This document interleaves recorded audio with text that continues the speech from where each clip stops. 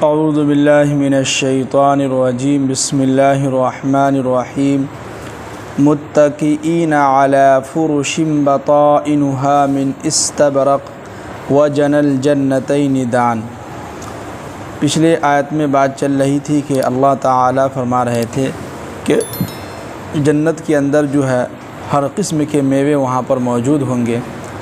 और अल्लाह ताला हर आयत के बाद ये समझिए कि हमें और आपको एक सबक याद दिला रहे हैं कि तुम अपने रब की कौन कौन सी नेमतों को झुटलाओगे। अब आगे अल्लाह ताला कह रहे हैं कि मुत्तक़ीना अला फ़ुरुशिन बताइनुहा, कि वो जन्नती लोग ऐसे फ़र्श पर तकिया लगाए हुए बैठे होंगे जिनकी बिस्तर जो है, बिस्तर के ऊपर जो कवर जो होता है वो दबीज़ रेशम के होंगे, यानी मोटा सा जो रेशम होगा उसका वो बिस्तर होंगे। और उस बिस्तर पर जो है जन्नती लोग तकिया लगाए हुए आराम से बैठे होंगे। ये है उस जन्नती लोगों का एजाज़। और वह जनल जन्नतैनि दान, और जन्नत के अंदर जो दरख्त हैं उस दरख्त के फल जो है समझिए कि फल जो पूरे नीचे झुके हुए होंगे। इसमें तफसीर में लिखा है कि इंसान अगर सोया हुआ रहेगा जन्नत के अंदर तो अपने हाथ ऊपर करेगा, वो हाथ से जो है अपने फल को जो है तोड़ सकता है सोए सोए, यानी इतना नीचे हो जाएगा दरख्त और वो फल उस लटकता हुआ।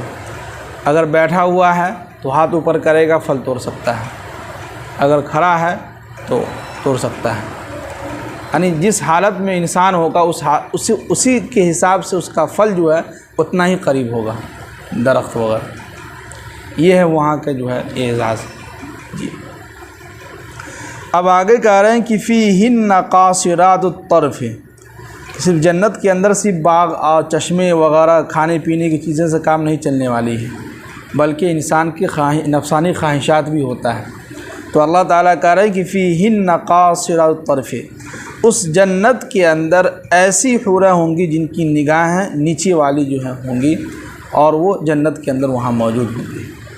और वो कैसा होगा कि लम यतमिसहुन्ना इंसुन क़ब्लहुम वला जान, उनको किसी इंसान ने इससे पहले कभी न छुआ है और न किसी जिन्नात ने। ऐसी जन्नत की हूरें होंगी जी। सुन के तो अच्छा लगता है, कई लोग जो गैर मज़ाहिब के लोग मजाक भी उड़ाते हैं, लेकिन हमारा ईमान है, कुरान कहता है भाई जन्नत की हूरें हैं, मिलेंगे जन्नतियों को, है कि नहीं। और ऐसी हूरें हैं कि जिनकी निगाहें बिल्कुल नीची निगाहें वाली होंगी, हूरें होंगी। और उनका जिस्म और वो किस तरीके से बने होंगे वो आगे कुरान इसको बयान कर रहा है कि दुनिया की औरतें नहीं हैं कि जो मिट्टी से बनी हुई हैं, नहीं, वहाँ की अलग हूरें होंगी, उनकी बनावट ही कुछ अलग होगी। अगर एक मर्तबा जन्नत की हूरें हल्का सा भी समुंदर के अंदर थूक दे तो पूरा का पूरा समुंदर मीठा हो जाएगा शहद की तरह। दुनिया की अगर औरतें थूक दे तो फ़ौरन भाग जाती है, अगर हल्का सा नाक बहने लगे सब उसे नफरत करने लगता है। लेकिन जन्नत की हूरें ऐसी होंगी कि अगर हल्का सा भी थूक अगर समुंदर के अंदर फेंक दे तो पूरा का पूरा समुंदर जो है शहद की तरह मीठा हो जाएगा। ये है वहाँ की हूरें जी। आगे अल्लाह ताला फिर कह रहे हैं कि फ़बिअय्यि आलाइ रब्बिकुमा तुकज़्ज़िबान, तो मेरे बंदो तुम अपनी रब की कौन कौन सी नेमतों को क्या है झुटलाओगे। अब आगे बतला रहे हैं कि वो हूरें किस तरीके से होंगे और किस तरीके से उसका बनावट होगा, किस चीज़ से बनाया गया उनको, उनके बारे में कह रहे हैं कि कअन्नहुन्नल याक़ूत वल मरजान, गोया कि वो याक़ूत और मरजान से बनी हुई है। याक़ूत का हमने देखा है नेट पर, एक किस्म का पत्थर है, उसकी तस्वीर हमने देखा है नेट पर कि इतनी खूबसूरत और चमकता हुआ कि दूर से ही इंसान जो है लगता है कि कुछ वाकई में कोई चीज़ चमक रही है। उसको याक़ूत कहते हैं। सुर्ख यानी लाल कलर का जो पत्थर होता है उसको याक़ूत कहते हैं। दुनिया का पत्थर तो अलग है, उसकी कोई मिसाल नहीं है। जन्नत का जो है वो अलग है। इसलिए कुरान ने कहा कि कअन्नहुन्नल याक़ूत वल मरजान, गोया कि वो याक़ूत और मरजान से बनी हुई है। वो समझिए कि याक़ूत और मरजान है। ये है जन्नत की हूरें जी। अब आगे अल्लाह ताला कह रहे हैं कि फ़बिअय्यि आलाइ रब्बिकुमा तुकज़्ज़िबान, तो मेरे बंदो तुम दुनिया के अंदर कौन कौन सी नेमतों को क्या है झुटलाओगे। जी। आगे अल्लाह ताला कह रहे हैं कि हल जज़ाउल इहसान इल्लल इहसान, तो अच्छाई का बदला क्या है? अच्छा ही है। यानी दुनिया के अंदर जो इंसान जैसा नेक आमाल किया था, अच्छा वाला काम किया था, उनको अल्लाह ताला अच्छा वाला ही बदला देंगे। जी, ये नहीं है कि दुनिया के अंदर कोई जो है खूब नेक आमाल किया हो और जन्नत आखिरत में जो है अल्लाह ताला उनके साथ नाइंसाफ़ी किया हो। ना ना, ऐसा नहीं हो सकता है। हल जज़ाउल इहसान इल्लल इहसान, अच्छाई के साथ अच्छाई का बदला उसको मिलेगा। दुनिया के अंदर भी हम लोगों को भी जो है अच्छाई का मामला अच्छाई के साथ पेश आना चाहिए। कोई अगर अच्छा से हमसे पेश आ रहा है तो उनसे भी हम अच्छे तरीके से क्या है पेश आएँ। यहाँ पर एक किताब का मुताला कर रहे हैं तो उसमें एक बात, बहुत पॉइंट की बात निकली है कि इस दुनिया के अंदर आपको दुश्मन बनाने की ज़रूरत नहीं है किसी से। यानी दुश्मन बनाने के लिए किसी से मारपीट, किसी से जो है लड़ाई झगड़ा करने की ज़रूरत नहीं है। बस आप दो काम कीजिए, नंबर 1 पर हक़ बोलिए, नंबर 2 पर सच बोलिए। फिर देखिए कि आपकी दुश्मनों की लाइन लग जाएगी। और ये होता है, हकीकत में हमारा अपना तजुर्बा भी है कि अगर कोई इंसान हक़ बात बोलता है, सच बोलता है, तो फ़ौरन घर के लोग या माशरे के लोग उसको अलग कर देता है। उससे सब जो है किनारा कश इख्तियार कर लेता है। क्यों भाई? तो हक़ बोलता है, सच बोलता है। अगर वहीं पर कोई है जो चापलूसी करता है, इसके साथ अच्छा बोल दिया, हाँ हाँ हाँ हम आपके साथ हैं, वहाँ गया तो उसके साथ बोल दिया, यानी झूठ, यहाँ की वहाँ की बात है।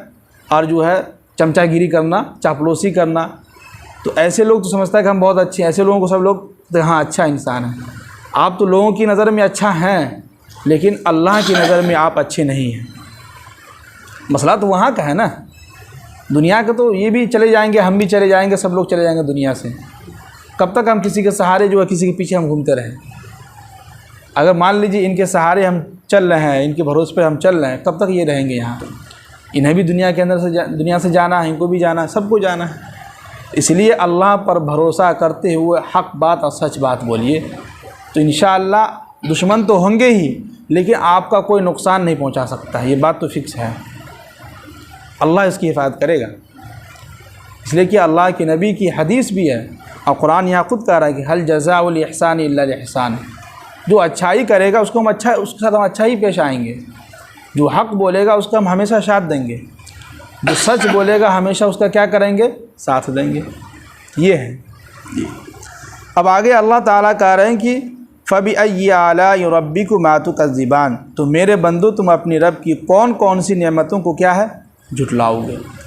अब जो है इतने सारे आयत में यहाँ से यहाँ तक जो है अल्लाह ताला उन ख़ास बंदों की बात कर रहे थे जो अल्लाह के मुक़र्रब और सबसे ख़ास बंदे होते हैं, मोमिन जिसको कहते हैं, ख़ास मोमिन, जिनका आमाल सबसे ज़्यादा हाई लेवल का होता है। बुज़ुर्गान दीन हो गए, अच्छे अच्छे आमाल उनके हैं। और अब यहाँ से जो आगे जो है, जो नॉर्मल मोमिन है, आम मोमिन है, जो सिर्फ 5 वक्त की नमाज़ की पाबंदी करते हैं, अपना काम चल रहा है, तो उस आम मोमिन के लिए क्या ठिकाना है, उसके लिए क्या जन्नत के अंदर है, उसके बारे में बतला रहे हैं कि वमिन दूनिहिमा जन्नतान, और इससे पहले जो जन्नत का तज़किरा हुआ है, उस जन्नत से ये जन्नत जो है कम दर्जे के जो है ये जन्नत बनाया गया, जो 2 बाग हैं। यानी वो जो जन्नत आगे जो बयान हुआ है वो हाई क्वालिटी के था, आम ख़ास बंदों के लिए था, अल्लाह के ख़ास मुक़र्रब बंदों के लिए था। अब यहाँ से जो बयान कर रहे हैं वो आम मोमिन का, कि हम मुसलमान हैं, मोमिन है, नमाज की पाबंदी करता था और जहाँ तक हो सकता था ज़कात देता था, जो अल्लाह ने जो उनको पैसा दिया उसके हिसाब से अपना काम करता था। तो ये आम मोमिन के लिए जन्नत के बारे में बतला रहे हैं। अब आगे कह रहे हैं कि फ़बिअय्यि आलाइ रब्बिकुमा तुकज़्ज़िबान, तो तुम अपने रब की कौन कौन सी नेमतों को क्या है झुटलाओगे। अब आगे कह रहे हैं कि मुदहाम्मतान, और उस बाग के अंदर, बागीचे के अंदर दरख्त जो है ऐसे झुके हुए होंगे कि दूर से ऐसा लगेगा कि पूरा अंधेरा है। कुछ बागीचा ऐसे होंगे, देखते होंगे, जिसमें आम का दरख्त बहुत ज़्यादा रहता है, पूरा दरख्त झुका हुआ रहता है, तो दूर से आपको ऐसा लगेगा कि पूरा अंधेरा है। उसको कुरान कहता है कि मुदहाम्मतान, कि वो बागीचा ऐसा होगा कि जिसको तुम दूर से देखोगे तो बिल्कुल लगेगा कि काला काला अंधेरा नज़र आएगा। तो पीछे आगे वाला जो ये पीछे जो गुज़रा है उसका मकाम अलग था, वो बाग के बारे में अलग किस्म में बयान किया था, लेकिन यहाँ पर कुछ और किस्म बयान किया गया है। दोनों अलग अलग हैं। फिर अल्लाह ताला कह रहे हैं कि फ़बिअय्यि आलाइ रब्बिकुमा तुकज़्ज़िबान, तो मेरे बंदो तुम अपनी रब की कौन कौन सी नेमतों को क्या है, झुटलाओगे। अब आगे अल्लाह ताला कह रहे हैं कि फ़ीहिमा ऐनानि नज़्ज़ाख़तान। पिछली आयत में बात चल रही थी कि उसके अंदर जो है दो चश्मे जो है दोनों तरफ से बह रहे होंगे, लेकिन इस जन्नत के बारे में इस बाग के बारे में बतला रहे हैं कि फ़ीहिमा ऐनानि नज़्ज़ाख़तान, इस बाग के अंदर जो है दो उबलते हुए चश्मे होंगे। उसमें कहा था कि बहता हुआ, एक होता है बहता हुआ चश्मा जो देखने में अच्छा लगता है, एक होता है कि सिर्फ उसी जगह पर है, पानी ना आ रहा है ना जा रहा है, सिर्फ उसी जगह पर अपना उबल रहा है। तो दोनों बाग की किस्में क्या हो गई, अलग अलग हो गई। वो ख़ास बंदों के लिए था जिसके अमाल सबसे ज़्यादा हाई क्वालिटी की था। एक ये जो है आम मोमिन के लिए हो गया कि जो है उसके अंदर क्या होंगे कि फ़ीहिमा ऐनानि नज़्ज़ाख़तान, कि उसके अंदर दो चश्मे ऐसे होंगे जो उबलता हुआ होगा। ये है आम मोमिन के लिए। तो इतने सारे आयत में समझिए कि अल्लाह ताला जन्नतियों के बारे में बतला रहे हैं और जो ख़ास बंदे हैं उनके बारे में बतला रहे हैं जी। तो खुलासा कलाम यही है कि अल्लाह ताला कोशिश ये करेंगे अल्लाह ताला हम सब लोगों को नेक आमाल ज़्यादा से ज़्यादा करने की तौफ़ीक़ नसीब फरमाए। अल्लाह ताला हम सब को अमल करने की तौफ़ीक़ नसीब फरमाए।